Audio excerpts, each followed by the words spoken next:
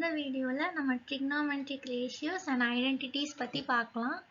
First இந்த trigonometric ratios தெரிஞ்சுக்கிறதுக்கு முன்னாடி நமக்கு எது adjacent side, opposite side, hypotenuse இது மூணும் என்னன்னு தெரிஞ்சிருக்கணும். ஒரு right angle triangle எடுத்திருக்கோம். அதுல இந்த தீட்டாக்கு ஆப்போசிட்டா உள்ளதான் opposite side.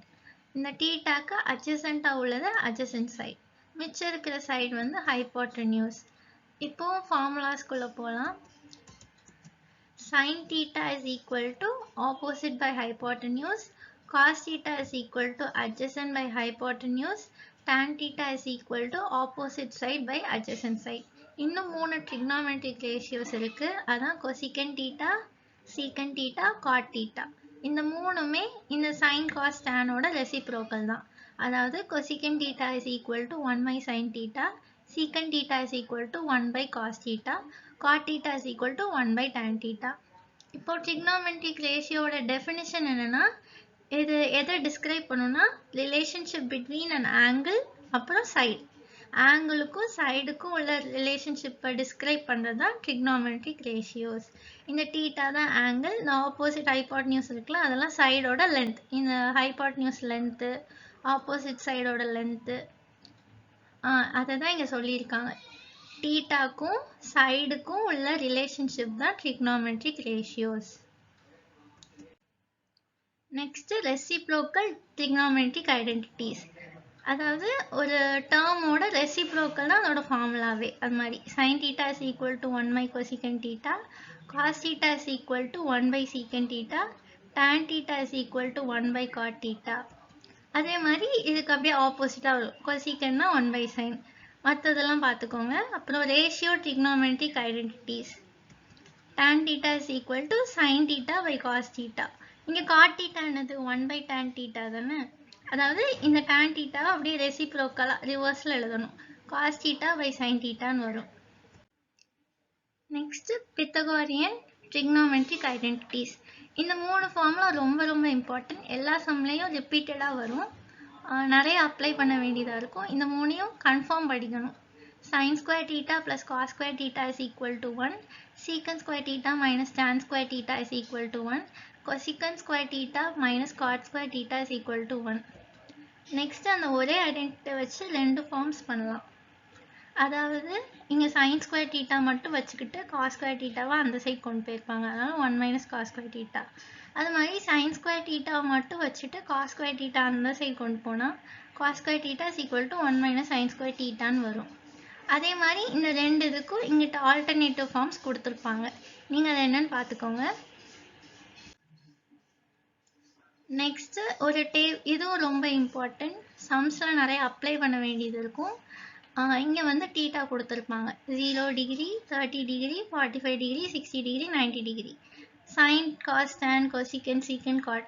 இல்லை மூணு காலம் மட்டும் தரவாக படிச்சுக்கணும். 3 ரோ மட்டும் நல்லா தரவாக படிச்சுக்கணும்.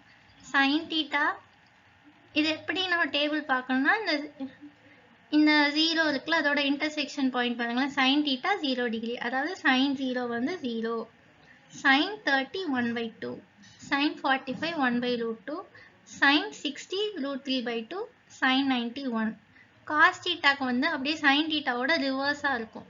இந்த 1 வந்து ஃபர்ஸ்ட் வந்திருக்கும், இந்த √3/2 செகண்ட், 1/√2 1/2, நெக்ஸ்ட் 0, இப்படி ரிப்பீட்டடாக இருக்கும். அடுத்து tan தீட்டாக்கும் அதே மாதிரி லைனாக படிச்சுக்கோங்க. tan 0னா 0, tan 30னா 1/√3, tan 45னா 1, tan 60னா √3, tan 90 மட்டும் அன்டிஃபைன் இருக்கும். இந்த அன்டிஃபைனுங்கிறது வந்து என்னென்னா இன்ஃபினிட்டி அப்படின்னு அர்த்தம். இப்போது இந்த மூணையும் எப்படி கண்டுபிடிக்கணும்னா இதோட ரெசிப்ரோக்கல் தான் இதாக இருக்கும். அதாவது cosecant theta is equal to 1 by sin theta. அதாவது இந்த sin thetaவில் வந்து ரெசிப்ரோக்கலாக போடணும். இங்கே 0 இருக்குது. அப்போது 1 by 0னா என்னது இன்ஃபினிட்டி. ஸோ இங்கே அன்டிஃபைன் இருக்கும். இதை அப்படியே ரெசிப்ரோக்கலாக போட்டால் இங்கே 2 வரும். இங்கே √2, இங்கே 2/√3, இங்கே 1.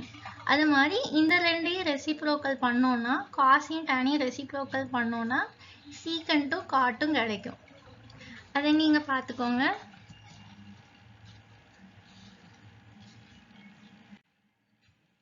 நெக்ஸ்ட் லாஸ்ட் வீடியோவில் ஒரு trigonometry-யோட application பத்தி சொல்லியிருந்தேன். அது எதுக்கு யூஸ் ஆகுதுன்னா, இப்போ ஒரு டாலான ட்ரீ இருக்கு. ஆனா அதோட ஹைட்டை வந்து கண்டுபிடிக்கிறது கஷ்டம். ஸோ trigonometry யூஸ் பண்ணலாம். நம்ம வந்து ஒரு டிஸ்டன்ஸ்ல நிக்கிறோம். இந்த ட்ரீல இருந்து ஒரு டிஸ்டன்ஸ் தள்ளி நிக்கிறோம்.